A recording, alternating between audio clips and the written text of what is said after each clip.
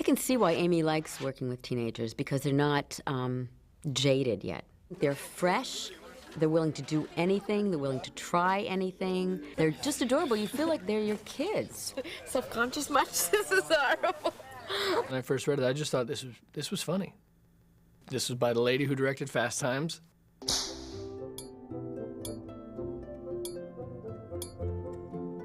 And apparently they have the girl from the Aerosmith videos in it. That's all we knew.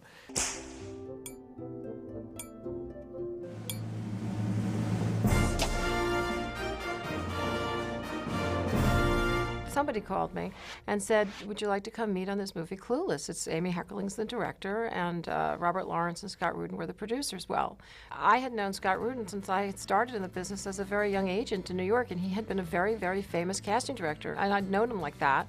And then he'd kind of left casting and moved to LA and become an important producer. So here was, for me, everything I could have hoped for. It was a studio movie with a very big producer and a very famous director, and a great script, and I thought it would be tremendously fun to cast, because casting young people is the best. I mean, it's the one area where they really allow you to find brand new people. This was not a movie that required lots of stars. And I think as a casting director, that's the most fun and the most challenging, is finding new people that people haven't seen before without having this pressure put on you to deliver a name. We did screen tests, and we had people come in and read, and I mean, mostly we videotaped people, and then I'd watch the tapes over and over, and sometimes we'd call people back in different combinations, like how does this guy work with this girl, and put them together, and there were a lot of great people out there at the time. Well, Amy was on her treadmill one night, and Aerosmith was playing, and she saw Alicia, and that's the girl.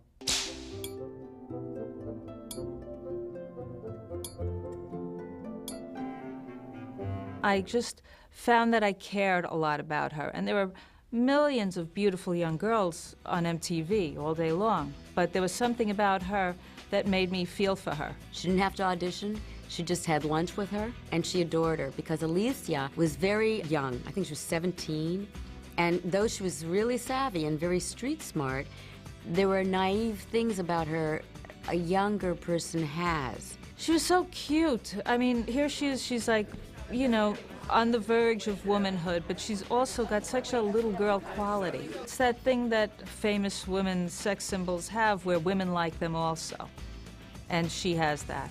I would say Amy did all the work with the Cher character, but Alicia added stuff from her point of innocence, like the scene where she's talking in class about the Haitians, and she called them The Haitians need to come to America. and we were all like, this is fabulous. This is something we wouldn't have even thought of. So we tried to make the crew, nobody let on.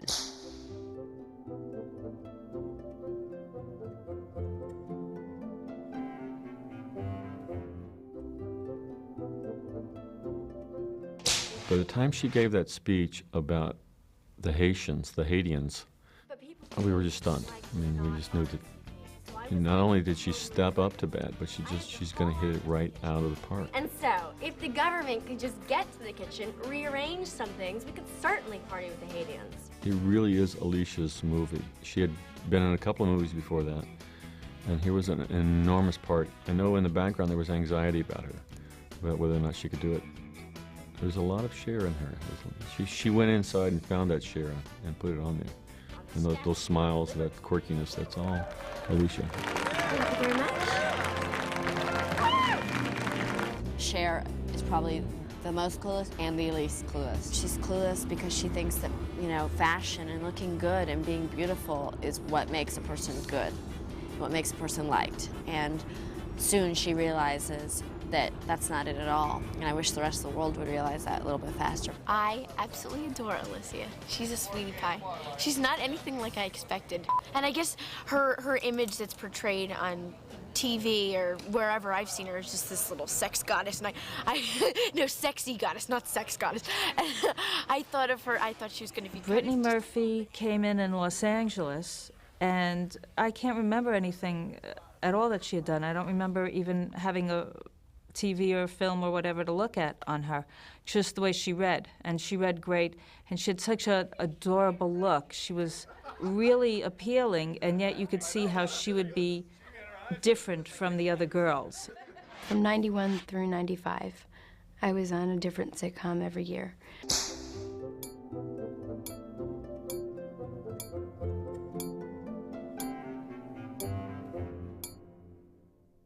And I was just so thrilled that, you know, my agent was sending me out on an audition for a real movie.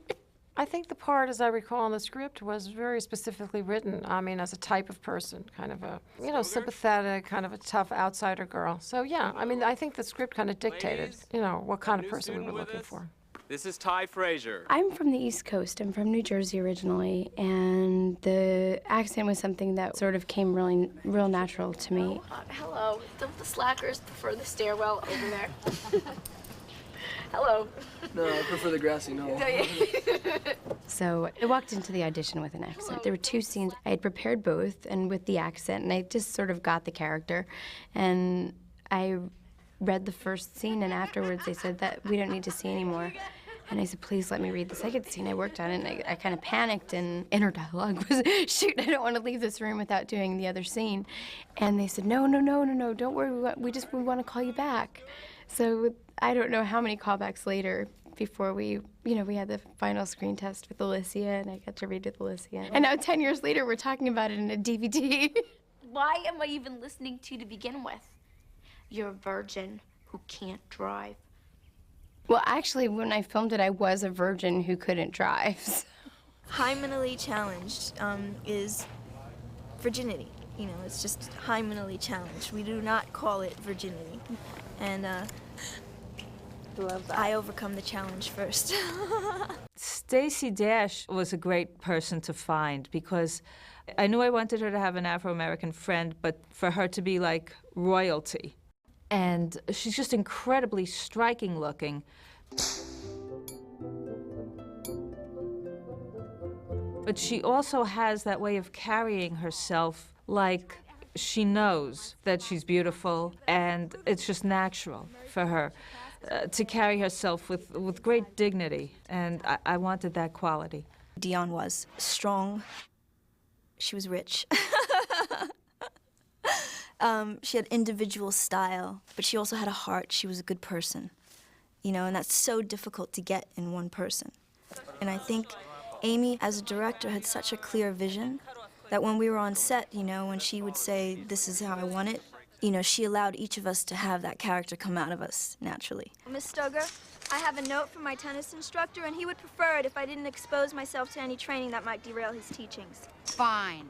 Her attitude was so great, and that's what, you know, Stacey Dash brought to it.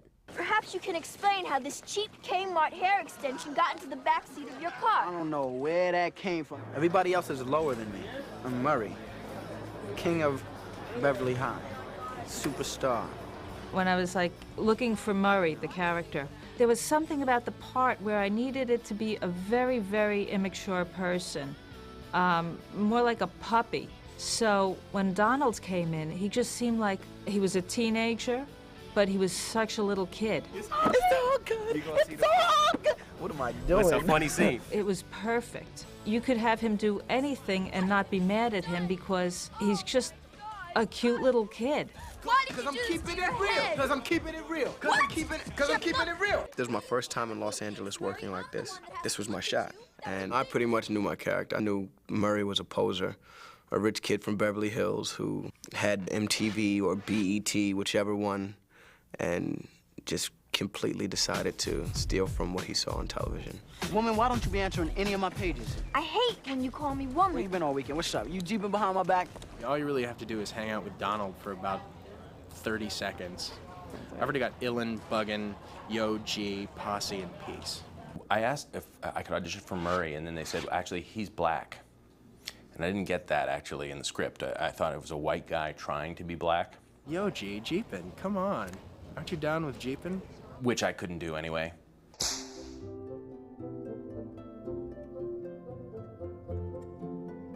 I didn't get it at first. I think when I started reading it in the first few pages, I thought, oh God, another just kind of dumb teen comedy. And then I started to slowly, you know, oh, that's actually a pretty funny line. That's kind of smart. I want to do something good for humanity. How about sterilization?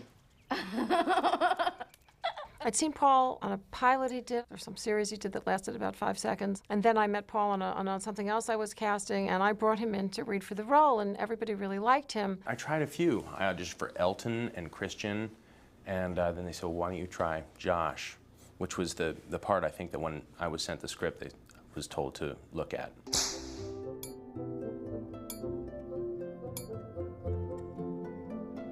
Appreciate you dropping it on the crotch.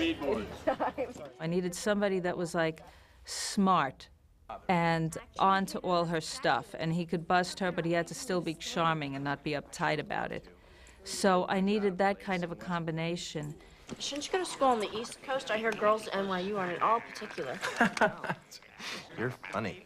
You felt like inside he was laughing at her. As much as he could insult her or get on her case about things, you also felt that he was somewhat charmed. Where's my briefcase? It's been a couple months now, so I said we go out to Malibu. Don't tell me those brain-dead lowlifes have been calling again. They are your parents. When I envisioned the character of the father, I thought I wanted to cast somebody that would normally be cast as a hitman in movies, and then play him as the father of a teenage girl. What's up, Daddy? What the hell is that? A dress. It looks like underwear. Go upstairs and put something over it. So other people would be afraid of him. Hey, you. Anything happens to my daughter, I got a 45 and a shovel. I doubt anybody would miss you. But to her, he's just Daddy. Bye, Daddy. We talked a long time about who should play this part, and I remember being in a meeting and we were talking about Dan Hedaya, and he's such a great actor. He's a wonderful character actor, and he'd never really played this kind of a role before. I was pretty intimidated by Dan Hedaya at first. He seems like he's kind of a tough guy. Cher, get in here. But he's not at all. Dan Hedaya wasn't scary at all. He's a really kind man and funny as the day is long. Hi, Daddy. This is my friend Ty. Get out of my chair. I don't have children of my own, not yet anyway. I'm an uncle. Many times I responded to that kind of seeming paradox in the guy. You know, when he's dealing in his world of Machiavellian legal matters, he's very strong, but he's also extremely tender and protective and loves her immensely. I like this boy. Yes. And he likes someone else. How could that be? I don't know, but I feel wretched. Well, obviously, this boy is a complete moron. You are the most beautiful girl in Beverly Hills. Alicia and I had a nice feeling about each other. She's very sweet. I felt, paternal, very. I really loved the experience. This is Christian. You know what I'm saying? This is Christian. I mean, where people wear black, Christian wears turquoise. Christian wears shoes like those. You know what I mean? Christian is a throwback, 50s, cool breeze, jive talking, sharp dressing, smooth, icy cool. I wanted somebody that wasn't what they seemed, at least to her. So he had to be somebody that, for some reason, wasn't available to her, and she doesn't even get it. So the obvious thing would be he would be gay.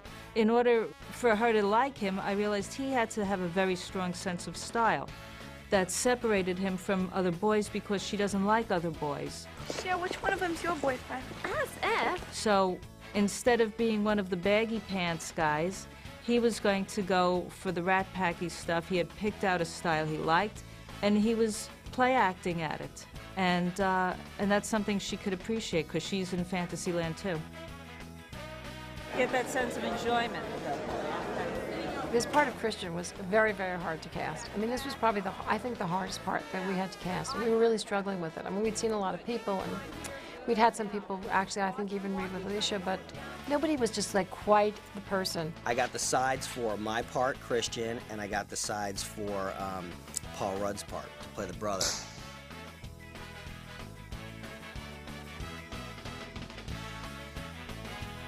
I sat down in a coffee shop on 8th Avenue. I read it for 10 minutes, and literally, I will never forget this. I left that Greek diner, walked up 8th Avenue to at the time was the Paramount building in Columbus Circle, and I was like, I'm getting this, I'm getting it right now.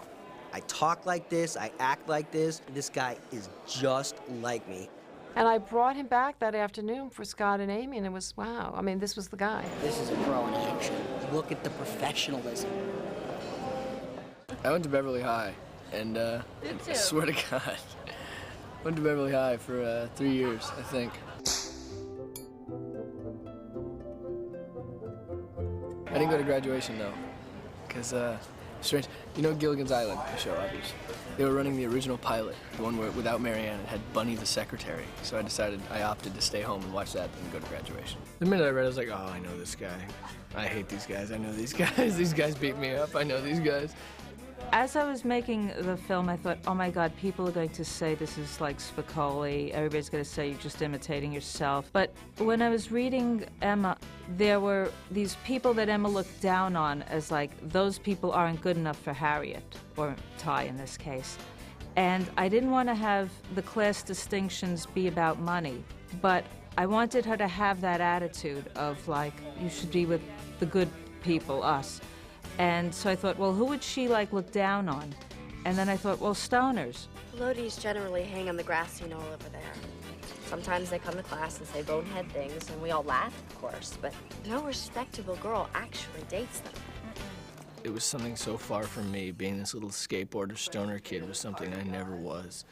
How about I make amends and give you some chronic shit? What do you think? I thought Travis could be kind of a cute scene-stealing role. Not that I think I did, but I think that's the potential in the character was that. So I stole a ton from Spicoli, and I actually stole a ton from Keanu Reeves in Bill and Ted's. He was just one of these sweet, kind-hearted, dopey guys that when you watch, you kind of go, oh, why is she being mean to him? Travis Birkenstock, 38 tardies, by far the most tardies in the class. Congratulations.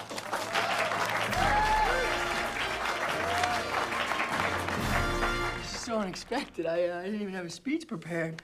Wally Shawn is my hero. He's one of my best friends. And when I wrote Clueless, I definitely wanted Wally in it. He would just lend this point of view of intelligence and good heart to the whole thing. And so, as silly as the characters could be, you could always see his reaction to it. Well, I was a school teacher at one time. I actually taught drama and Latin. And all the memories of that came flooding back.